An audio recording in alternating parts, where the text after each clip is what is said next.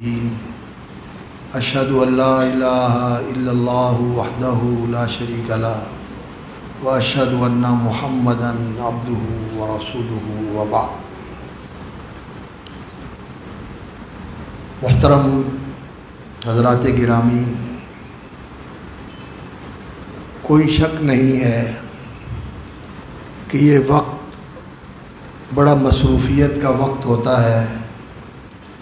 آپ اپنی دکانیں چھوڑ کے، اپنے دفتر چھوڑ کے بہت زیادہ نفع والے سلسلے چھوڑ کر مسجد میں آتے ہیں،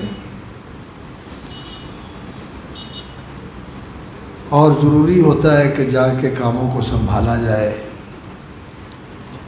لیکن آپ کو علم ہونا چاہیے کہ آپ جب بھی کسی کو ملتے ہیں، خاص طور پر کسی اچھے بھلے آدمی کو، نیک آدمی کو، بلکہ ایک دوسرے کو ہی ہم یہ کہتے رہتے ہیں کہ جی دعاؤں میں یاد رکھنا، دعائے خیر کرنا، یہ ایک ہمارا تقیہ کلام بن گیا ہے۔ اور ہم کسی اچھے آدمی کو ملے تو اسے کہتے ہیں کہ جی ہمارے لیے دعا کرنا، اور کرنی چاہیے۔ دعا میں بخل نہیں کرنا چاہیے۔ دو چیزیں ہیں، ان میں بخل کرنا انتہائی کمینہ پن ہے۔ ایک سلام میں بخل کرنا کہ انسان کسی بھائی کو سلام نہ کرے، اور دوسرا دعا میں بخل کرنا کہ اس کو دعا نہ دے، اللہ تیرا بھلا کر دے، اللہ تیرے لیے آسانی کر دے۔ جو تو اس کے لیے دعا کر رہا ہے، فرشتہ کہہ رہا ہے کہ اللہ تعالیٰ یہ تجھے بھی نصیب کرے۔ جو تو اس کے لیے مانگ رہا ہے، تو اس کے لیے مانگ رہا ہے، تیری قبول ہوگی، انشاءاللہ قبول ہوگی۔ جو دوسرے کے لیے غائبانہ دعا کرتا ہے، اللہ تعالیٰ اس کے لیے قبول کرتے ہیں، اور فرشتہ تیرے لیے دعا کرتا ہے کہ تو نے اس کے لیے کیا ہے، اللہ تعالیٰ تیرے لیے قبول کرے۔ دعا میں بخل نہیں کرنا چاہیے، اور سلام میں بھی بخل نہیں کرنا چاہیے۔ سلام کہنا چاہیے۔ کوئی جواب دے تو اس کا فائدہ کہ اس نے آپ کو جواب دے دیا اور اس کو نیکیاں مل گئیں۔ آپ نے جو کہا تھا السلام علیکم 10 مل گئے، ورحمۃ اللہ 20 مل گئے، وبرکاتہ 30 مل گئے۔ اس نے جواب دے دیا، اس کو بھی مل جائیں گے۔ نہیں دیا، آپ کو فرشتے جواب دیں گے، وہ گناہ گار ہوگا۔ تو سلام میں بخل نہیں کرنا چاہیے، دعا میں بخل نہیں کرنا چاہیے۔ تو ہم ایک دوسرے کو دعا کا کہتے ہیں، لیکن سچی بات یہ ہے کہ ہم کوتاہی کر جاتے ہیں، یاد ہی نہیں رہتا، دھیان ہی نہیں رہتا۔ نہ میرا خیال کہنے والے کا دھیان ہوتا ہے کہ اس نے دعا کرنی ہے اور مجھے اس کی دعا چاہیے، اور نہ سننے والے کا دھیان ہوتا ہے کہ میں نے اس نے مجھے کہا ہے، میں نے اس کے لیے دعا کرنی ہے۔ ہاں، دعوت کوئی دے تو اس کے لیے ہم تیار ہو جاتے ہیں، یار انہیں آ کے جانا ہے، انہیں فنکشن رکھے ہے تو اسے جانا ہے۔ حالانکہ یہ جو دعا کی دعوت ہے، یہ بھی دعوت ہے، اس کو بھی قبول کرنا چاہیے۔ تو میں عرض یہ کرنے لگا ہوں آپ کے سامنے کہ ہم ایک دوسرے کو دعا کے لیے کہتے ہیں۔ انسان کو دو کاموں کا اہتمام کرنا چاہیے۔ ایک تو ان کی دعا لینی چاہیے جن کی دعا اللہ قبول کرتا ہے، اور وہ اللہ کے فرشتے ہیں۔ اللہ کے فرشتے اہل ایمان کے لیے اور نیک عمل کرنے والوں کے لیے اللہ کے حضور دعائیں کرتے ہیں۔ اللہ اکبر۔ سورہ غافر کے اندر اللہ رب العزت نے یہ بیان فرمایا کہ اللہ کے فرشتے جو ہیں وہ الذین یحملون العرش ومن حولہ یسبحونہ، جو اللہ کے عرش کو اٹھائے ہوئے فرشتے ہیں اور جو اس کے ارد گرد ہیں، وہ اللہ کی تسبیح کرتے ہیں۔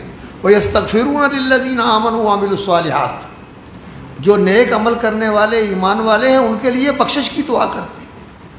اس لیے ایمان والے اور نیک عمل کرنے والے لوگوں کے لیے اللہ کے فرشتے دعا کرتے ہیں۔ اور جو لوگ نماز پڑھنے کے لیے آتے ہیں، مسجد میں آ کے نماز پڑھتے ہیں، تو نماز پڑھنے کے بعد جب تک وہ ذکر اذکار کرتے ہوئے بیٹھے رہتے ہیں، ان کی نماز بھی لکھی جاتی ہے کہ ابھی نماز میں ہیں، اور جو ذکر اذکار کر رہے ہیں ان کی برکات بھی ان کو حاصل ہوتی ہیں، اور اس دوران اللہ کے فرشتے ایک ایک آدمی کے لیے یہ دعا کر رہے ہوتے ہیں اللہم اغفر لہ ورحمہ، اللہم اغفر لہ ورحمہ، اللہم اغفر لہ ورحمہ، اللہم اغفر لہ ورحمہ، یا اللہ اس کو بخش دے، اس پہ رحم فرما دے۔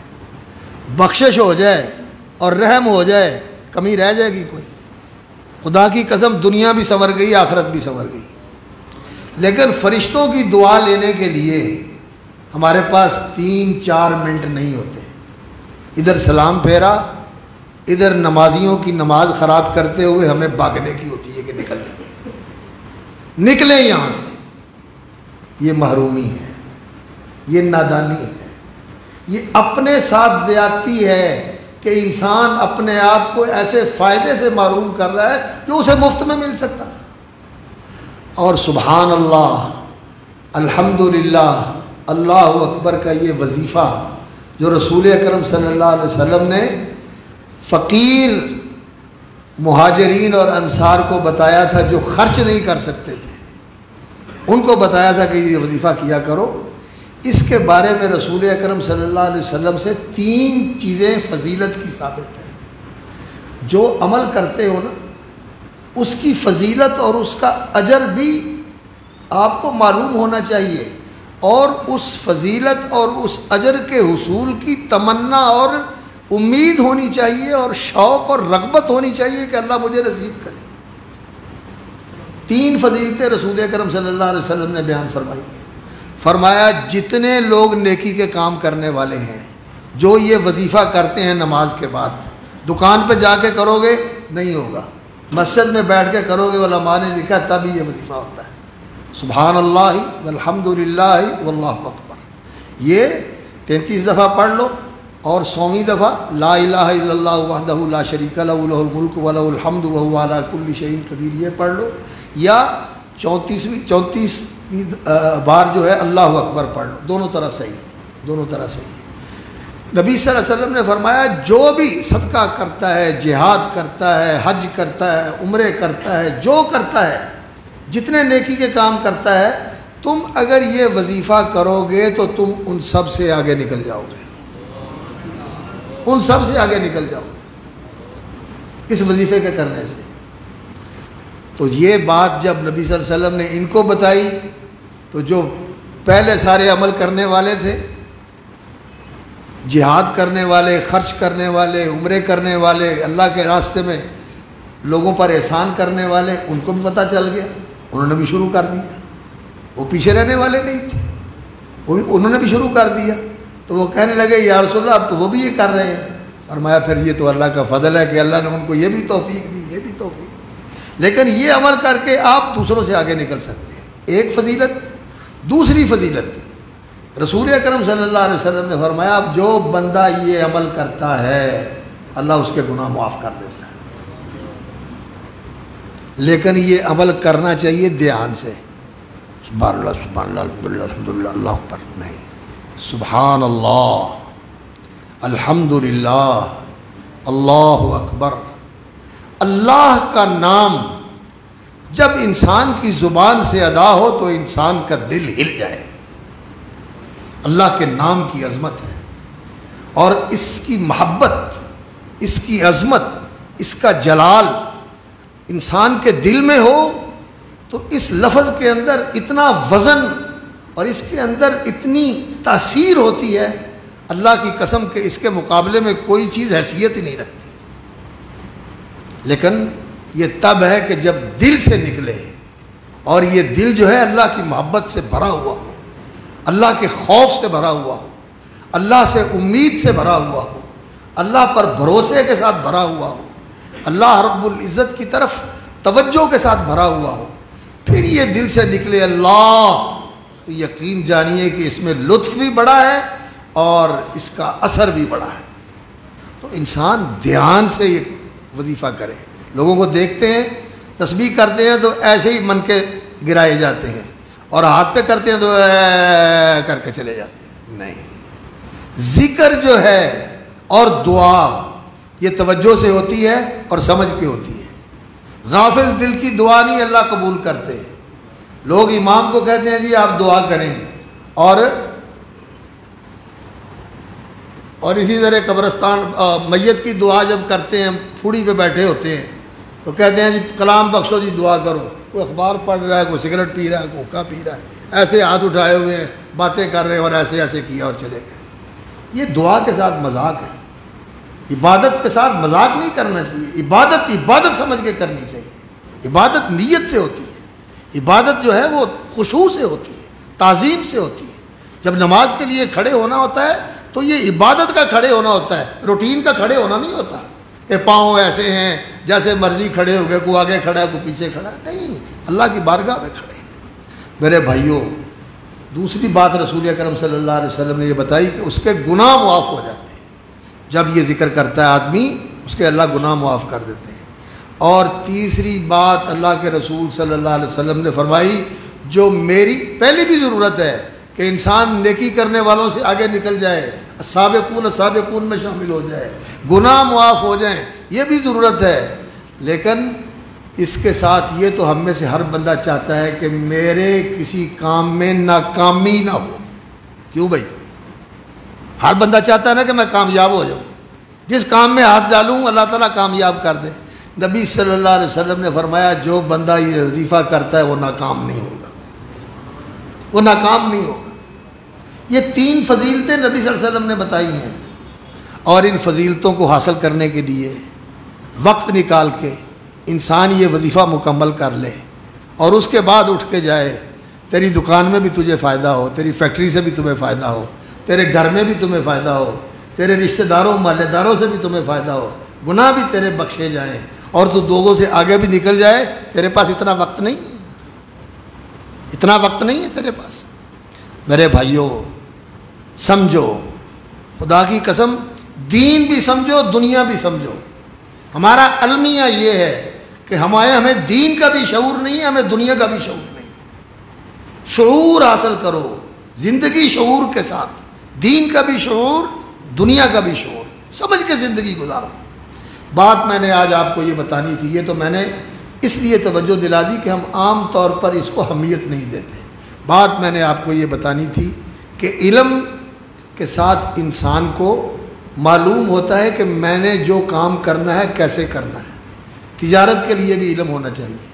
یہ جو آپ تجارت کرتے ہیں، کاروبار کرتے ہیں، فیکٹریاں لگاتے ہیں، دکانیں چلاتے ہیں، جو بھی آپ کام کرتے ہیں کمائی کا، یہ آپ کا تجارت کرنا عبادت بن سکتا ہے اگر آپ علم کے ساتھ تجارت کریں۔ علم کیا ہے؟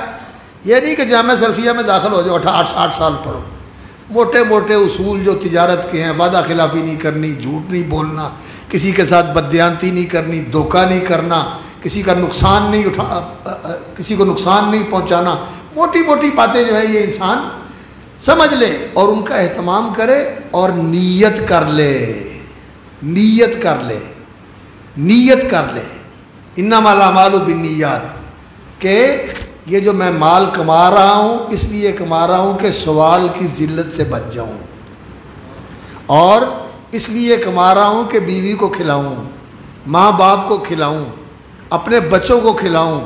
بیوی کو کھلانا صدقہ، بچوں کو کھلانا صدقہ، اپنی جان پر خرچ کرنا صدقہ۔ نبی صلی اللہ علیہ وسلم کے پاس ایک صحابی آئے، کہنے لگے یا رسول اللہ میرے پاس پیسے ہیں تو میں کس پہ صدقہ کروں؟ فرمایا اپنی جان پہ کر، صدقہ اپنی جان پہ کر۔ صدقہ کیا ہوتا ہے؟ جو اللہ کے لیے خرچ کرے اور اس کا ثواب ملے۔ اپنی جان پہ خرچ کرنے کا ثواب ملتا ہے، بیوی پر خرچ کرنے کا ثواب ملتا ہے، اولاد پر خرچ کرنے کا ثواب ملتا ہے، نیت سے۔ کیا نیت؟ یہ اللہ کا حکم ہے، یہ اللہ نے میری ذمہ داری بنائی ہے، اس لیے یہ میں نے کام کرنا ہے۔ جائز اور حلال طریقے سے کمائے اور جائز اور حلال جگہوں کے اوپر خرچ کرے۔ یہ تجارت کرنا عبادت ہے، یہ عبادت ہے، یہ دنیا داری نہیں، یہ دینداری ہے، دینداری ہے۔ تو آپ لوگ مسجد میں آئے عبادت میں، دکان پہ بیٹھے عبادت میں، گھر میں جائیں عبادت میں، جو کام بھی کریں انسان کا عبادت بن جائے۔ اللہ رب العزت نے انسان کو پیدا ہی عبادت کے لیے کیا ہوا ہے، اور یہ ساری زندگی عبادت کیسے بنے گی؟ دین کا علم سیکھنے سے۔ دین کا علم سیکھو اور نیت کرنا سیکھو۔ نیت کیا ہوتی ہے؟ جب انسان کام کرے تو دل میں ارادہ کر لے کہ میرا اللہ مجھے دیکھ رہا ہے اور میں نے اس کی ناراضگی والا کام نہیں کرنا، میں نے وہ کام کرنا ہے جو میرا اللہ میرے کام سے راضی ہو کے مجھے معاف کر دے، اور اللہ کو یاد کر کے کام کرنا ہے کہ اللہ میرے کام میں برکت ڈال دے، میری مدد کر دے، اللہ مجھے کامیاب کر دے، میں محتاج ہوں، میں فقیر ہوں، میں صحیح فیصلہ نہیں کر سکتا۔ اللہ کو یاد کر کے کام کرے، اللہ کو راضی کرنے کے لیے کام کرے، اور رسول اکرم صلی اللہ علیہ وسلم کی سنت کا اتباع کرے کہ ہر کام بسم اللہ پڑھ کے کرنا ہے، خیر خواہی کے لیے کرنا ہے کہ آنے والے کی بھی خیر خواہی ہو، میری بھی خیر خواہی ہو، میرا بھی بھلا ہو جائے، اس کا بھی بھلا ہو جائے، اور ہمارے ملک کا بھی بھلا ہو جائے، پوری امت کا بھلا ہو جائے۔ آپ نیت کر لیں، اس نیت کا آپ کو ثواب ملے گا۔ نیت کرنا، رسول اکرم صلی اللہ علیہ وسلم نے لمبی حدیث ہے اس لیے میں ساری نہیں سناؤں گا، صرف پہلا ہی اس کا جملہ سناتا ہوں۔ نبی صلی اللہ علیہ وسلم نے فرمایا بندے 4 قسم کے ہیں، بندے 4 قسم کے ہیں۔ ایک بندہ وہ ہے جس کا اعلیٰ ترین مقام ہے، سب سے اونچا مقام ہے۔ یہ کون ہے؟ جس بندے کو اللہ رب العزت نے علم دیا اور مال دیا، علم دیا اور مال دیا، اس نے علم کے مطابق جائز اور حلال کمایا، اور جو کمایا اچھی جگہوں پر، جائز اور حلال جگہوں پر خرچ کیا، اللہ کی بتائی ہوئی جگہوں کے اوپر خرچ کیا، اور ان چیزوں کو ترجیح دی جن کو دین نے ترجیح دی ہے، وہاں خرچ کیا علم کے ساتھ۔ یہ اعلیٰ ترین درجے کا انسان ہے، آپ اس میں شامل ہو سکتے ہیں۔